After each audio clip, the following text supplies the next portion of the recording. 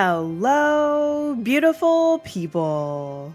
Starting out fresh or returning to an MMO can be overwhelming. There's a million systems, interfaces, everyone else seems to be max level, and often not interested in helping. So what do? Well, you go to the New World official Discord, Reddit, or YouTube, and ask your questions because New World still does a pretty bad job at explaining the game, and asking in game chat can be hit or miss. It's basically 50-50 whether someone answers your question in global chat or tells you to kick rocks. Well, this channel is all about helping others better understand the game, so today I'm answering one of your noob questions so others don't have to, because I don't mind. So just sit back, relax, maybe grab yourself a snack, and let's get to it. Today's question comes from the official New World Discord server. It reads, I'm level 67 and I missed some MSQ quests in the low level sections. Is it worth it to finish all of the MSQ even if it's level 10 content and I'm 67 LOL? This is actually a really great question. If you're returning to the game, you're going to notice something crazy. There's not just one MSQ icon on your map, and this is super confusing, so let me clear things up for you. If you're returning to the game and you're already level 65 with different stages of the original MSQ already completed, things are going to look very, very weird. The main story quest in New World is split into arcs for the various territories, so there's the new Nighthaven MSQ, the Cutlass Keys MSQ, the Elysian Wilds MSQ, the Brimstone MSQ, and the original MSQ, because even if you had done the original MSQ before, at one point they changed it, revamped it, and put a pin back in case people wanted to go through it again and see the changes. So depending on where you left off, when you return, you may see only one of these, some of these, or even potentially all of them at the same time. So what else should you do and what can you ignore?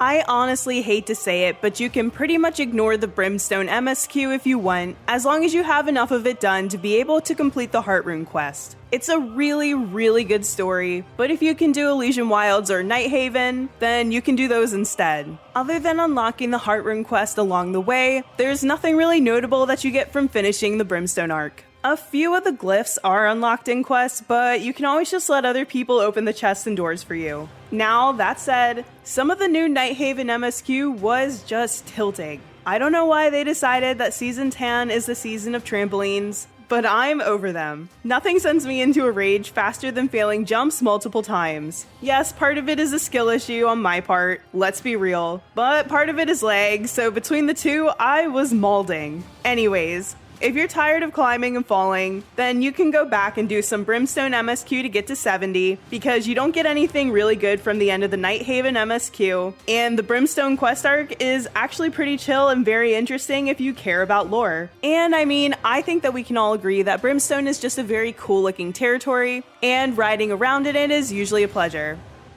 The Cutlass Keys MSQ used to be 100% worth doing because it's not a real MSQ. It's basically just an introduction to the Hive of Gorgons. It is super short and consists of just talking to a few people and watching or skipping the cutscene that you see here, and then completing the Hive of Gorgons. At the end, you get a gold cursed coconut and 2,000 mystic doubloons, which used to be really, really good, but after the Season 10 changes, you can honestly just ignore this MSQ as well. Or complete it and hang on to the doubloons and coconut. It never hurts to have more. There's just not such a need for them like there was before Season 10. If you're going to be doing the Hive of Gorgons anyways, then you might as well just complete the Cutlass Keys MSQ. It seriously takes about 2 minutes to talk to everyone in town and skip the cutscene, and then you just have to pick some stuff up in the raid and complete it. But if you don't care about it, then you're not missing out on much. You won't get any noticeable experience for leveling your character from it, and you don't get any cool gear either.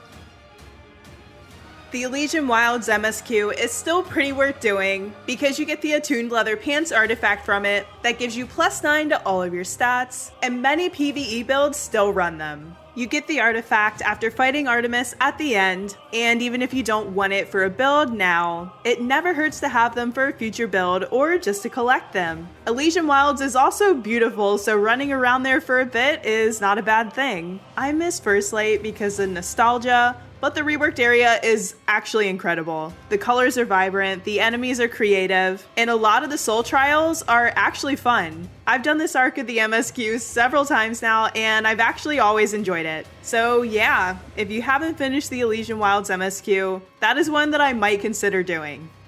The Nighthaven MSQ is the newest arc of the series, and it has a very interesting story and extremely cool ambiance, but those dang trampolines just make my blood boil. If you're better at jumping than I am, this MSQ is probably pretty awesome. You don't really get anything great gear-wise from this MSQ though. There's a few solid pieces that might work for a few specific builds, but in general, nothing too great. If you just want experience to level up, of course this is a great way to do it, but if all you care about is experience, you could also do Brimstone or Elysian Wilds. Another reason why you might consider completing at least part of the Nighthaven MSQ is because, like Elysian Wilds and Brimstone Sands, Nighthaven has chests that can only be unlocked if you've interacted with something. In Elysian Wilds, it was the sigils, in Brimstone, it was the glyphs, and in Nighthaven, it's the cards. Unfortunately, unlike the other chests, the ones in Nighthaven need to be individually opened. No one else can do it for you, so you actually do need to find and interact with each of the cards if you want to be able to open the elite chests in the area. So yeah, you don't need to complete the entire Nighthaven arc if you don't want to, but at least some of it you should do. Plus it's shiny and new, so why not?